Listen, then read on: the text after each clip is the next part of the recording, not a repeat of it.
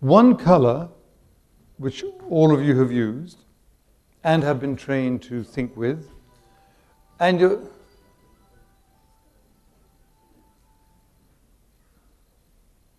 Is that a question or is that a point?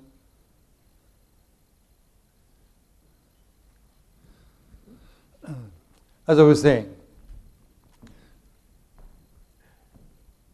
if you are taking note in one color, and I, you, all the children around the world are taught like that, one color is a monochrome of color. Monochrome. Monochrome is monotone. When you combine the word mono and tone, what word do you get? Monotone. And if something is a monotone, it is by definition monotonous. And we just mispronounce it. We say monotonous.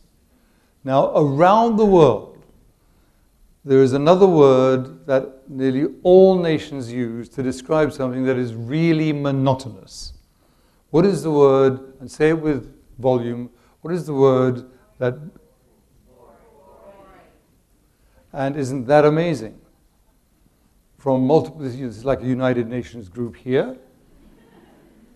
And all the brains, no matter who they are, where they are from, boring. So you knew it. So now metacognate. Think about thinking. You are a thinker. And you are using one color to help you think. And a monotone is boring. So you are taking notes and thinking in that way, boringly. And what does your own personal brain do when you are really bored? What does your brain do? Daydreams, wanders off, switches off, tunes out, shuts down. So, ladies and gentlemen, you have been spending the bulk of your life training yourself to non-think, to tune yourself off, to switch you off, to shut you down. And that is why 90% of new companies die within what period of time? 1 year. 1 year. Because they think they are thinking and they are not thinking at all. They are boring themselves to distraction. And they are boring themselves into failure, into disappointment, into the destruction of hope. And they don't know why. And you must find out about that. You must think about thinking, metacognate. So I'm going to give you the beginning of an operations manual, but I'll tell you my story, one of my stories, on why I ended up here. When I was at school, I was at high school level, doing normal notes. I managed to get into university. When I was in university, my marks began to go down. And I made more and more notes. And the more notes that I made, what happened to my results? I made more notes and studied more. They went down. And that was terrifying. Because the more work I put in, the worse it got. Now, how many of you found that, where you have tried and tried and tried, you haven't got better? How many of you have discovered that? Okay, then let me ask, practice makes perfect. How many of you have heard that? How many of you agree with it? You practice makes perfect? Think about it again. Practice makes perfect in terms of what you practice. And if you practice rubbish,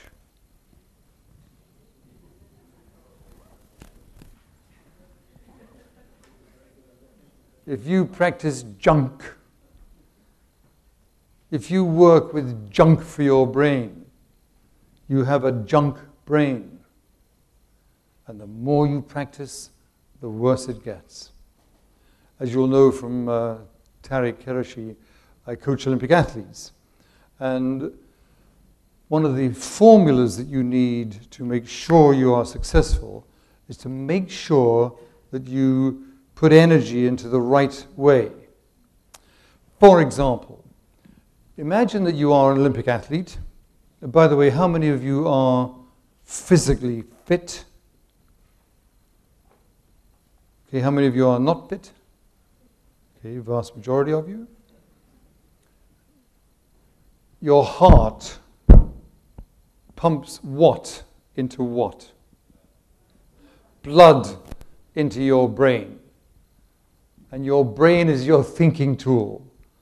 And if you put Formula One fuel in it, it works very well. If you put the lowest grade fuel, the Formula One car, and that's what the brain does. So the formula is really important. When you are in Olympic fitness, so we now imagine you are really fit, aerobically fit, muscular, flexible, and you get stuck in a quicksand or a swamp, and you're sinking. And you think, I'll use my Olympian energy to get out of the quicksand, out of the swamp. What will happen? You will go down. And you'll go down how? Faster. Faster. So now think about it. The more energy you put into your growing company, into yourself, into your family, and if you put in the wrong energy, the more intelligent you are, the more focused you are, the more committed you are, the more kind you are, the more wonderful you are, the faster you go down the tubes. If you put all that energy in the wrong way. So the correct formula, crucial, absolutely crucial. So when I was at the university, building up this story, I went into the library and I said to the librarian, look, I am getting into trouble with my exams. I need a book on how to use my brain. And the librarian said, the medical section is over there. And I said, I don't want to take this thing out. I want to know how to use it. And she said, no books on that. And I thought, what? No book, no operations manual. If I went into a shop and I bought a little radio, what did I get with it? Operations manual. If I bought a car, operations manual. If I went into the chemist's and got a packet of pills, aspirins, what came with that? Operations manual. Ridiculous. No operations manual on the brain. So that's when I began to write. Not at that time for you, nor anybody else. I was writing for who? Me. I was trying to get myself out of the quicksand, out of the swamp, to find out the way to use my brain. So let me give you here, in this introduction, just some things to do that will help you use your brain better, and that will help you become smarter, in the wide sense of that word. It will help you be more innovative, more creative, more confident, more healthy, and therefore the probability of your company growing successfully will increase. So, your operations manual, note using color. And these are not in order, these are just things to do. Always use color in your note-taking and thinking.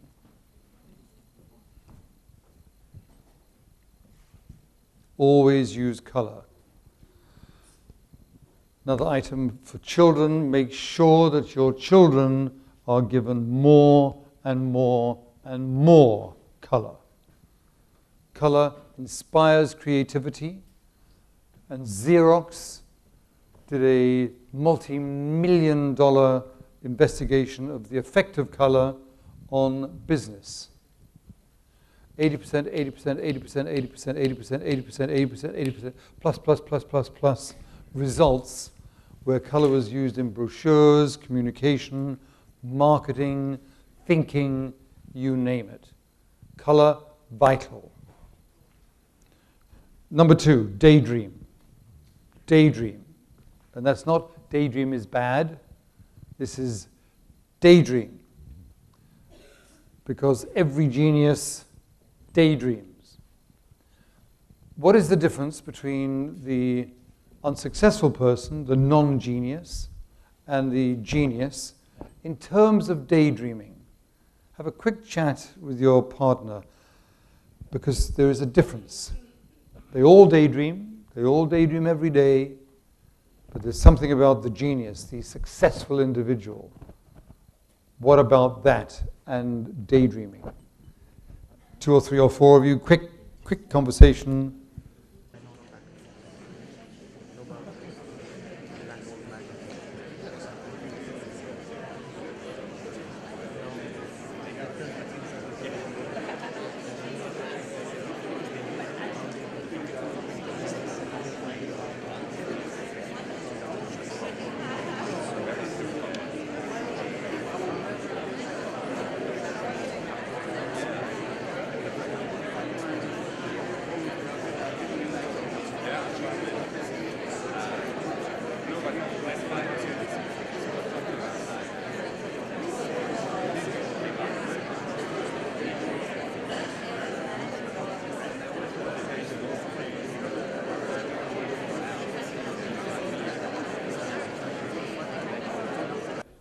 So, the difference.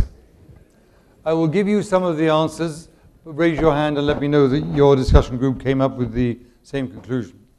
So one of the differences, the genius usually has a bigger daydream and a socially motivated dream.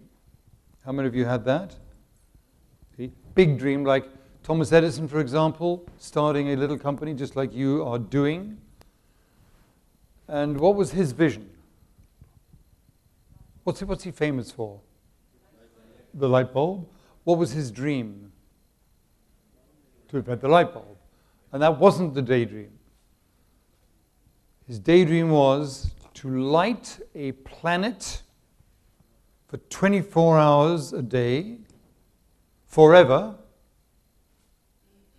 for every human being being capable of seeing when they wanted to see and couldn't because it was dark.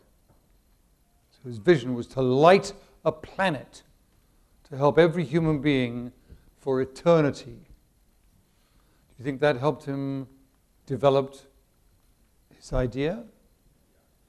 Did that give him energy, passion, focus? So in your operations manual, please note, daydream and have a big, socially intelligent, ethically intelligent, smart vision. Item within that, make sure your team works for that dream, that vision. Make sure you work hard for it. Other words necessary are focus and precision of focus, not just having a nice daydream. You know, it'd be really great if our company could make 10 million a week. Yeah, what a lovely idea. Let's chat about it over a shisha, you know, that's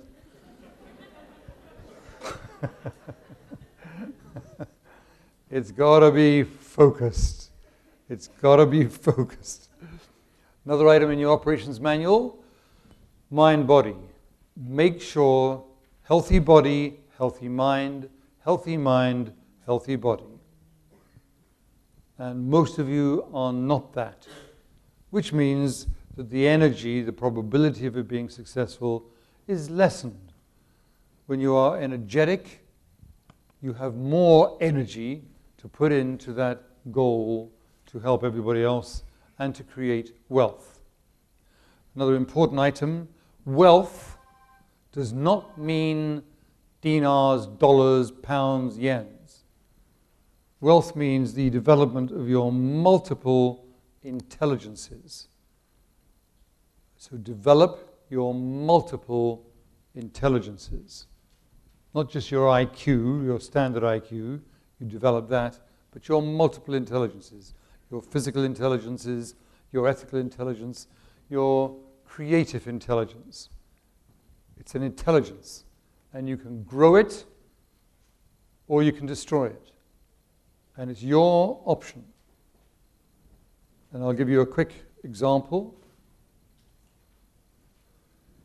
Creativity studies. There are many. NASA has done them. Most psychology departments have done them. The difference between age groups. The studies gave groups, age groups, problems, and they had to find solutions. And psychologists ranked them for their ability to find the solutions. Kindergarten children.